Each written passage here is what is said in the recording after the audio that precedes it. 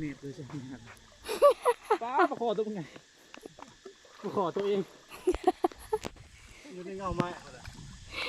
งมไปงมปลางมหาปลาคอว่าสิปลาคอตัวเองแพงเลยเนาะ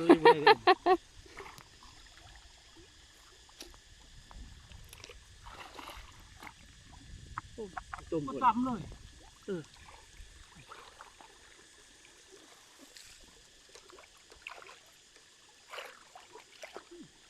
อยู่นี่แบบใช่บ่นเอาไม้อะไร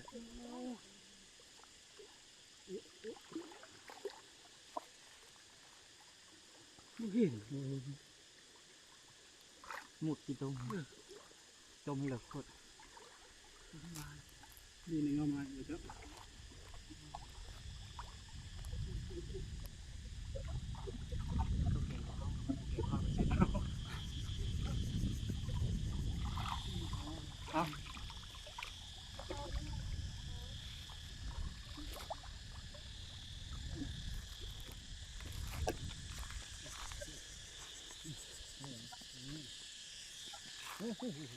พออ่ะลงนะข้าวตัวเดียว